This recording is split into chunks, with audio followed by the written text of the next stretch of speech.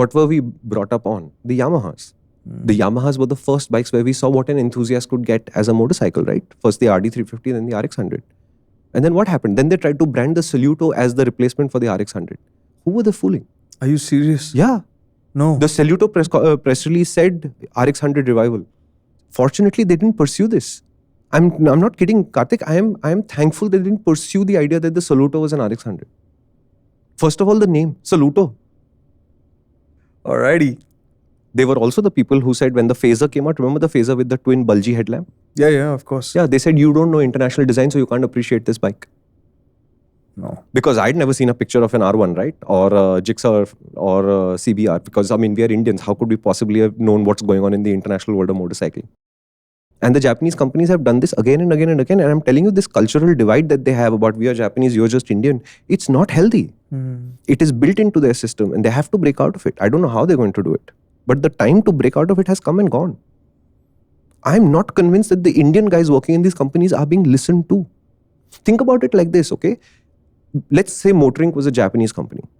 And let's say you are the CEO of this company and you're about to make a disastrous decision.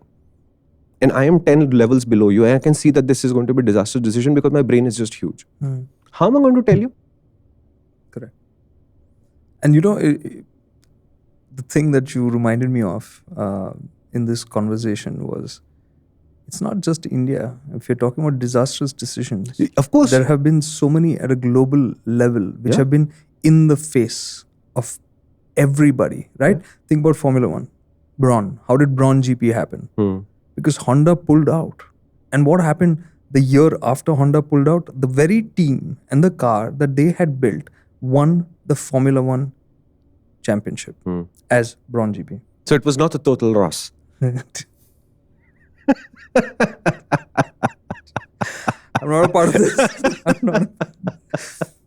Okay, that's one, right? Again, in Formula One. Honda pulling out of Formula One as an engine supplier, part of Red Bull, where they've been winning, right?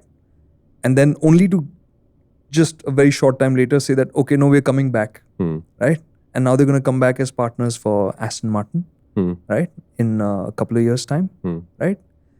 MotoGP, Suzuki, they won the world championship. And quit. And then they quit. I don't get it at times as to what is guiding these decisions. After making a mark, after getting to the point of setting the benchmark, you pull back. Yeah. I mean, forget about India. This is on a world stage that we're talking so maybe about the premier classes. The CEO who orchestrated the winning of the Suzuki MotoGP, his tenure was over. He got shifted out. The new guy said, what is this nonsense? I don't want to do this. Is that really what happened? I don't know. But that sounds about right. It sounds feasible. Sounds about right. Yeah. It sounds feasible. So, I mean, the more I've thought about this, circling this Japan block, it's just, I love that country. I love meeting the people there. But when it comes to doing things at an industrial scale, it's like in the 80s and 90s, it was like an alien was guiding their hand. And then in the 90s, the alien's tenure got over and he got shifted back to whatever planet he came from. And the new alien CEO is basically saying, listen, I'm not involved, just do whatever you want. Consider this your invitation to like, share and subscribe. Try the main MotorInc channel too. Lots more content there just for you.